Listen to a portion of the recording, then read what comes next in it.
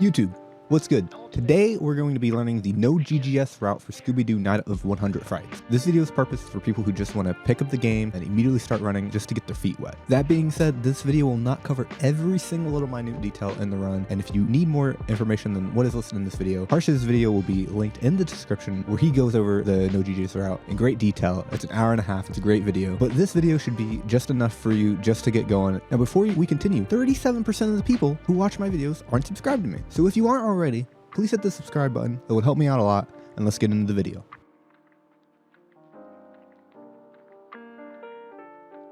Now, first thing you need to know about this run is that we are going to be doing it on the GameCube version of the game. There are 3 versions of this game. There's the GameCube version, there's the Xbox version, and there's the PlayStation version. Generally, the Xbox and GameCube versions are the ones that people run on. You can run it on PS2, but essentially the PS2 just has slower load times than Xbox and GameCube. Specifically for this run, the best run to do this on is GameCube. You can do this on Xbox, but you will just have 2 tricks that you won't be able to do, and that will have a routing adjustment, which I will say at a later point in this video. Throughout this run, you will always be holding down the R button no matter what you're doing, unless I specifically tell you to let go of the R button. Use the X button to interact with anything. That could be doors, digging up things, talking to people. The A button is to jump, B to dash. You can also use B in the middle of the air to do a ground pound. And then also, after you've used your second jump, you can press and hold the A button and activate the umbrella. Important movement tricks for Scooby is that you will always be rolling the control stick whenever you make a move. If you want to go 180 left to right or front to back or whatever, you will do that by holding right.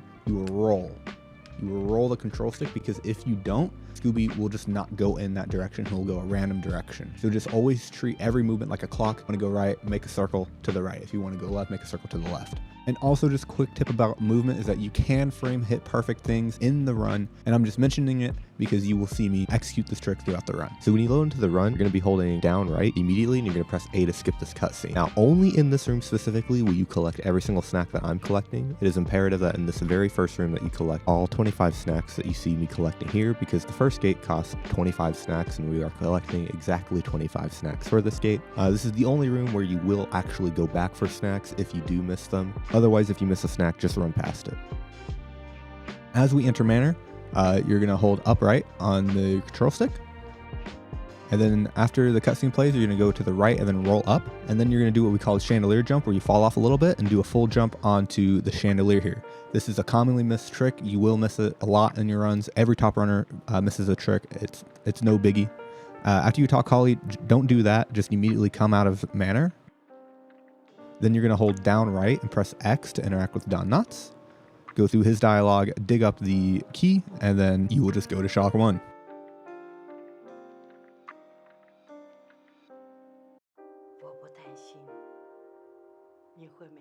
And essentially, you're going to jump over these barrels, and this will be the first time where you release the R button. You're going to release the R button on the second barrel, and you're going to jump up to the roof.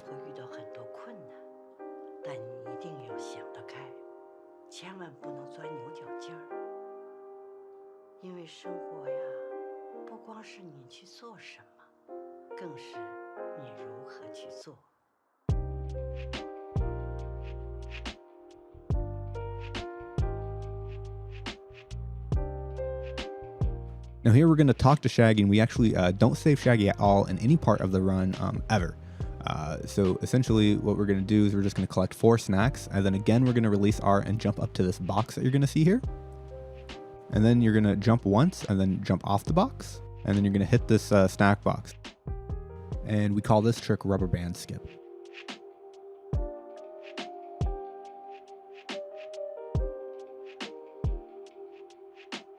Now going into this level, so you're going to hold right, and then you're going to roll along the bot side of your analog stick, and then you're going to hold it to the left. And then you're just going to walk it down on the tar. An important note about the tar is that you cannot run, jump, dash, anything in the tar until you get a specific power up in the game. We are not getting that power up because we only interact with the tar once in this run, and that is right now.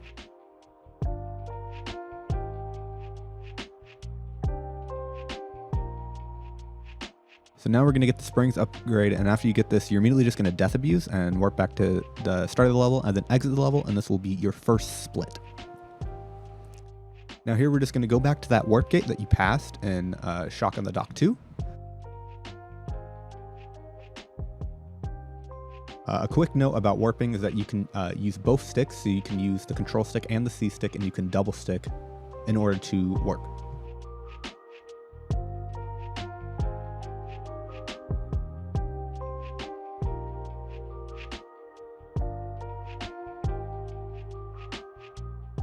As you load into Hedge 1, you're going to hold direct right on your controller, and then you're going to roll up and then roll down. And then essentially you're going to get these snacks that are shown at the beginning of the level by doing that very quickly. If you do it too quickly, you will skid. If you don't do it quick enough, you're just going to miss some snacks.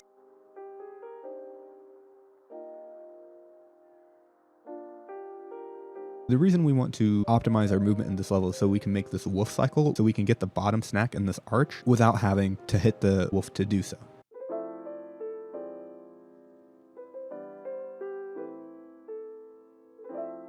So up here is called Yeet cycle, and essentially Yeet cycle is you just jump on an invisible ledge and you jump up. This trick is highly inconsistent though, so a lot of the times you will just hit the wrong ledge, in which case you will just jump back to the platform, or you can just forego the trick entirely because it is not necessary to run. So you can just sit on the platform and then ride it all the way up, and that is okay as well. If you see me collect a snack, you're supposed to collect the snacks, but if you miss any snacks outside of the first level of Mystery Machine, just keep going, don't turn back for them. Now in Edge on the Hedge 3, we're gonna, as soon as we jump off that spider there and we approach this flower, when you jump off the spider, you're going to release the R button so that you walk to this flower so you don't skid. Now here, I'm not gonna show it, but you can see that snack to the right. There's 2 rows of snacks there. You can get that now or you can get that later. I personally get it later, but it really doesn't matter because you're going to come back to this room. So just make your call of which one you prefer. Now here we're going to do what's called as SCS. And essentially all you need to know about this trick is just hold up left on the D-pad and you will clip through the gate. You're going to see me and Snowy jump because we're trying to get an insta clip when we do this. It is not necessary. You can just walk up and just hit the D-pad. You'll lose maybe a second. Here's Snowy's clip where he actually clips through the whole gate. This is twitch.tv/snowymoogle. He's a good friend of mine. Check him out. His link will also be in this description below. Essentially, you're going to get all 4 keys in this level because we're going to come back here later and do what's known as Plungers Skip.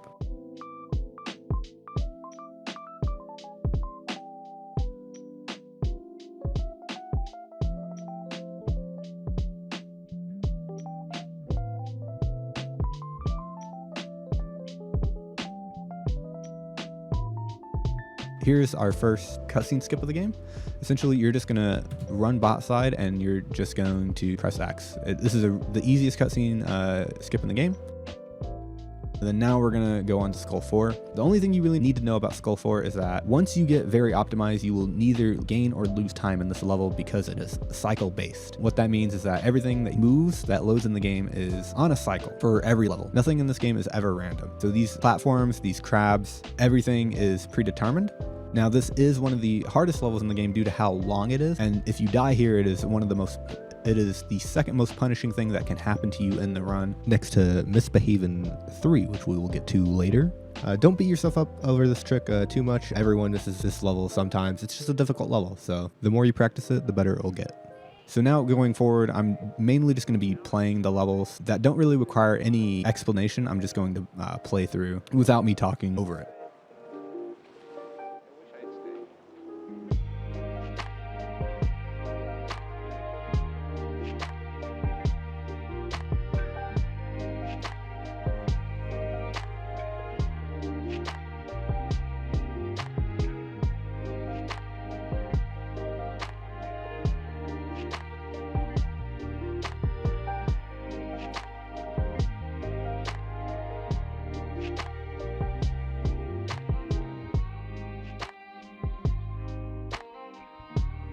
An important note about Skull 2 is that when you load in, you're going to wait for half a second and then you're going to go so the fish that will spawn in the level turns towards the screen so that you can jump over him and get all these snacks.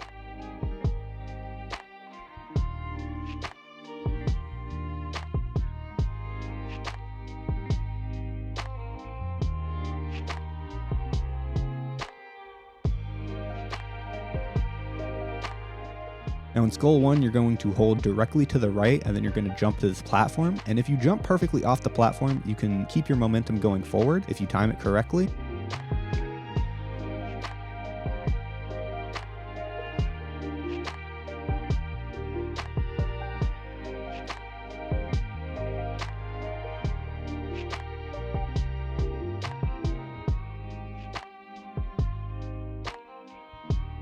In this room, helmet 3, as I like to call it, essentially we're going to go get the helmet power up.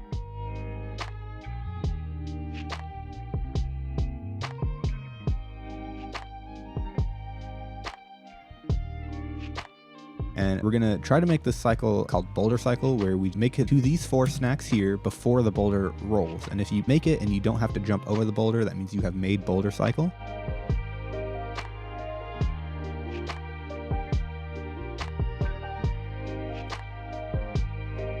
Now that we're at the top of the hill, we're going to pick up the helmet and then smash this box, get the 4 snack boxes, and then death abuse all the way back down to the beginning of the level.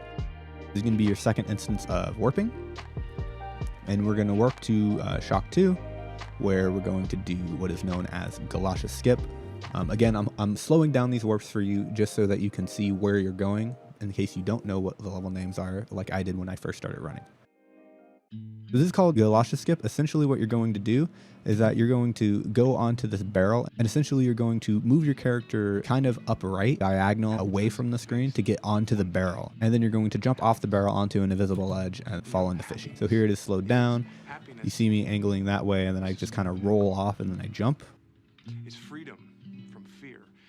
Now, Fishy 1, this level is the most abuse we can have with momentum. You can see me abusing my momentum on these treadmill to go forward, and then also on the treadmills that move backwards, you see me jumping frame perfect off of them so that I don't lose any momentum. Fishy 1 is considered the hardest level in the game, so don't worry about falling or just moving slowly in general. It'll take a lot of practice, but it's one of the most rewarding levels once you get that practice in.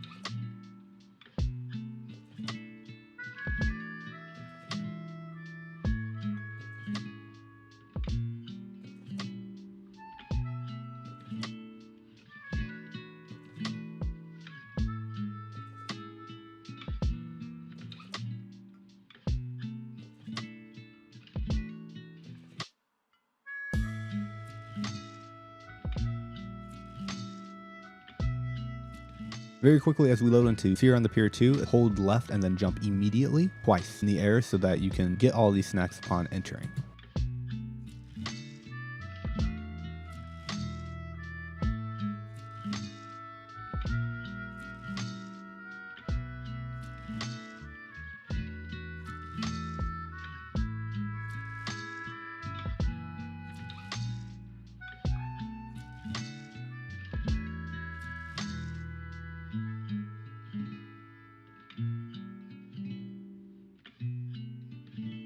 As we approach this caveman, when Scooby is in his charged animation, his hitbox shrinks to his head, so essentially you're going to run around the caveman in this level.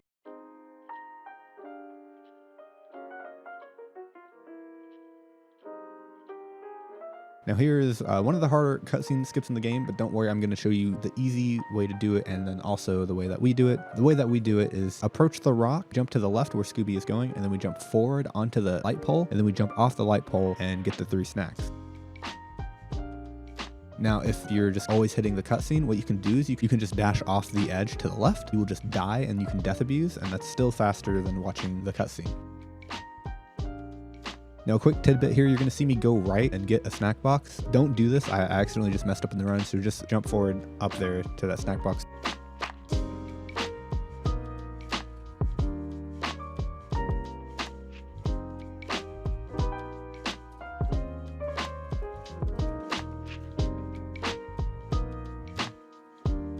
So essentially here I'm going to slow down and show you the way that you're intended to move through this level. So essentially, since you can only move Scooby in circles really, you're going to see me do these pretty tight circles where I'm dashing. We move in this method so that we dodge this fish here who will chase you depending on where you are in the level.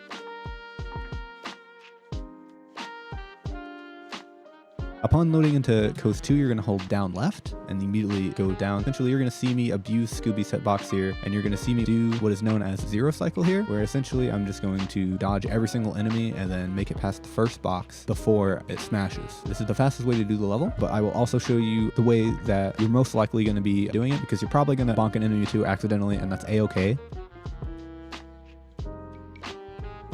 Essentially, once you get to the bottom here, you're going to go to the right, and then you're just going to collect these 5 snacks, and you're going to come back and then just play the level as normal. Now, if you're doing Coast 2 on Xbox, essentially you're going to notice that the snack boxes are higher up. This is obviously slower and makes it so that you can no longer do zero cycle.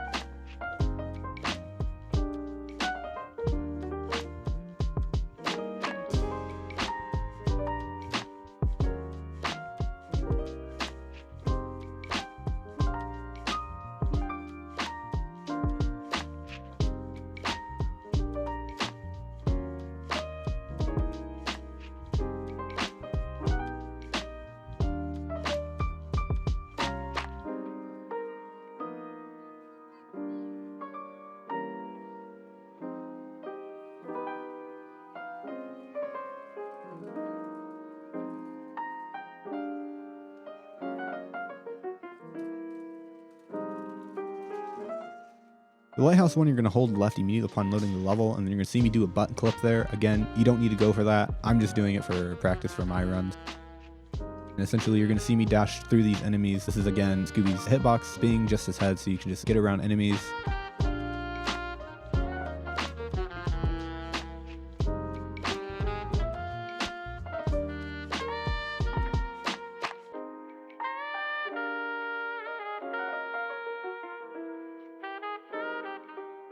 Now, as we load into Lighthouse 2, this is going to be another version difference here. Essentially, you're both going to warp to different spots. I'm not going to go over what the route is for Xbox. I just wanted to mention that there would be a route change here. We're just going to be displaying the GameCube route, since that is the most popular route to run on in this game.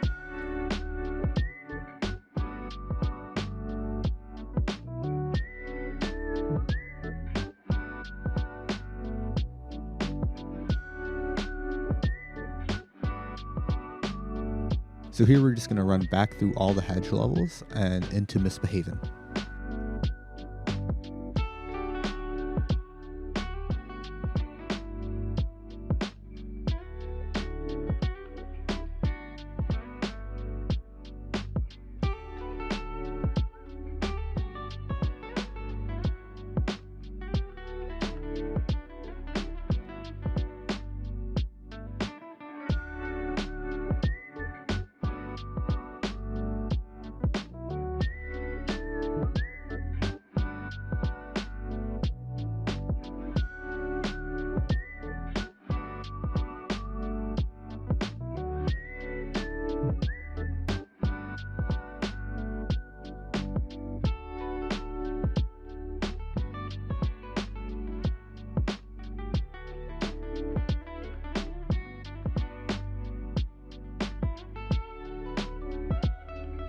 So as you load into Misbehavin 1 again, you're going to hold down left yet again, and you're going to get this bottom right fishy, and you will know you have the right fish when you drag it towards. It follows you all the way to the corner that you're going to go to here, and again, you're going to collect these snack boxes that you've done it before. So you have the right fish, you're just going to jump on them, smash them, jump up, and click the X button.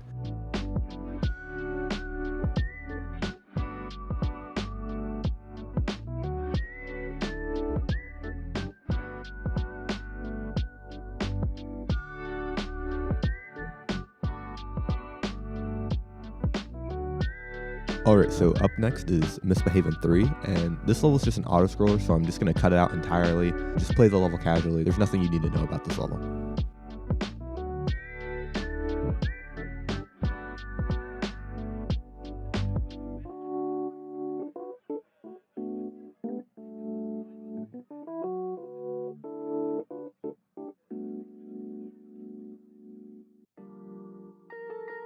And as you load into this next room, you're going to hold down right and fall off the edge and do a cutscene skip here, and then you're going to play this level as intended.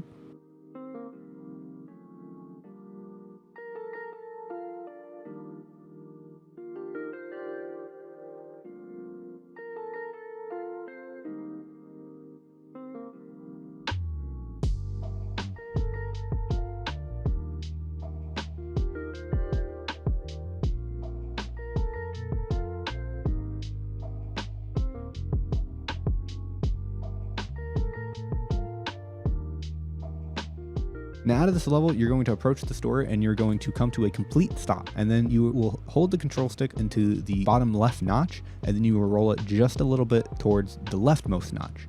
You're not going to roll it all the way into the left notch. You're going to be kind of in between the bottom left notch and the leftmost notch in order to do this cutscene skip and fall off the edge. If you don't get this cutscene skip, don't worry about it.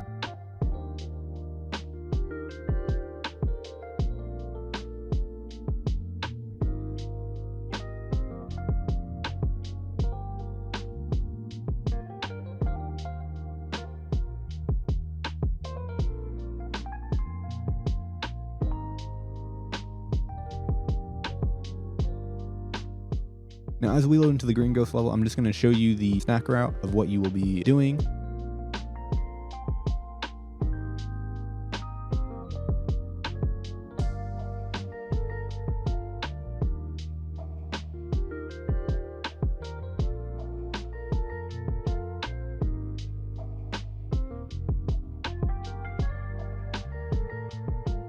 Now, Green Ghost, essentially all you're going to do is you're going to smash the buttons of the coffins that Daphne opens. You need 3 hits, and this is one of 2 points of RNG in the entire run. I'm also going to cut out all of my Green Ghost boss fight footage since I got really bad at RNG. After you get 3 hits, you're going to jump across and then leave the level. But an important note is that you're going to see me wait at the door. This is so that the cutscene plays, so I acquire the umbrella.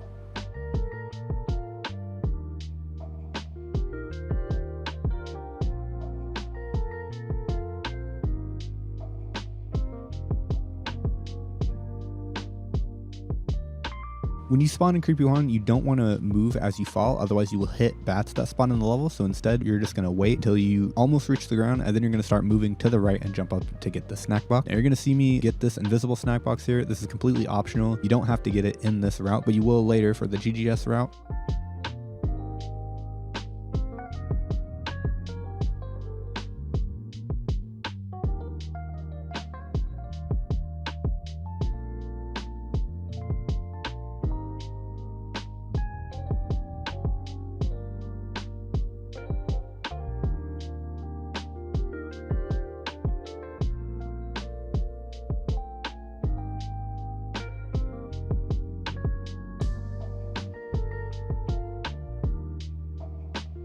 Now we're going to do what's known as a key skip, where we're just going to jump on this invisible ledge, and then we're going to jump off of it, hit the key, and then we're going to go to the ground. I accidentally activated the umbrella and smashed hold down right to get this.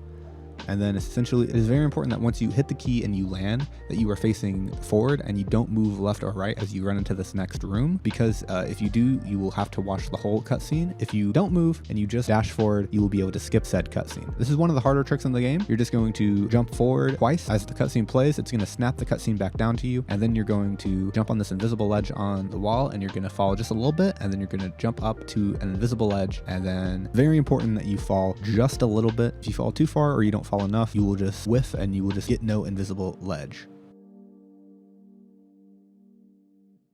So here you're just going to float up, and once you're in this room, you need to make sure that you have a total of 850 snacks. You're going to see me collect a lot more snacks than you probably will, because in this run I accidentally did the Green Ghost room incorrectly. So instead, you will see me fly and get all these extra snack buckets that I don't need, and you're also going to see me go down to this table, which I'm not supposed to do. Instead, once you get here, you're going to jump off this, and you're going to go all the way across.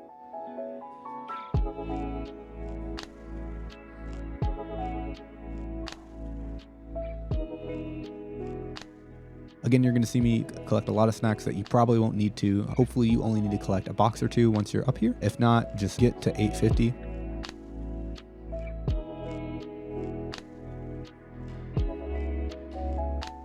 So with Lito Skip, you're going to ladder yourself up onto invisible ledges by jumping out and then jumping back in, jumping out again, and then jumping back in. And then you're going to hold down right on the control stick, and then you're going to roll it up to the upright position, jump to another invisible ledge, and then I'm going to finish the jump on the bridge.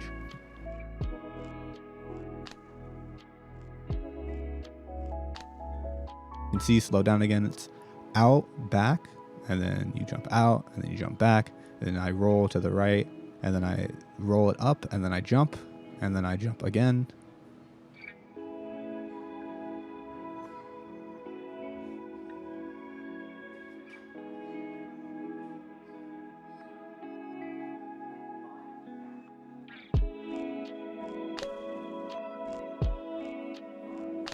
This is the second to last skip you're going to do in this run. Essentially, it's called Shark Skip. Pretty much all you're going to do here is that you're going to go up to this door in the back of the room that you see here, and you're just going to hold up left on the D-pad, and you're going to clip right through.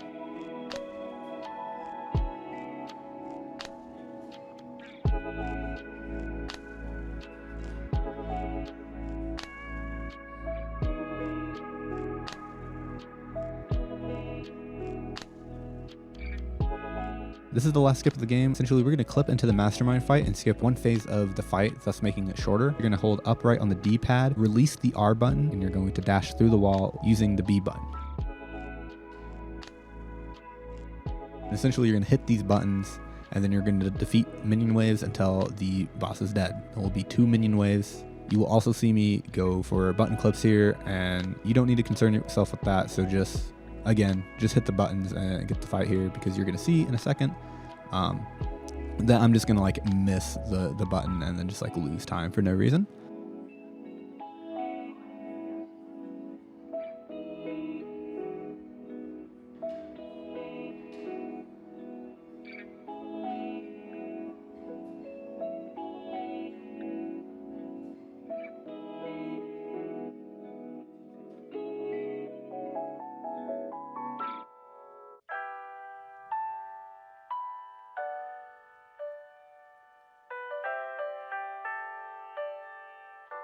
Now you're done. Now before you go, I will put my splits in the description below so that you all don't have to make splits and you can just copy and paste that link right into your live split and immediately start running. If you're new to speedrunning, all you have to do is look up live split on Google, download the app, install it, and then you'll immediately be able to copy and paste the link. There will also be a link in the description for the GGS tutorial if you're more advanced and you need that video instead. Again, if you need more information, Harsh's tutorial will be linked in the description below. Shout out to snowymoogle, follow him on his Twitch, his Twitter, for letting me use some of his clips in this run. If you like this video, please give it a like and please subscribe to the channel. It'll help me out a lot, and I'll see you guys later.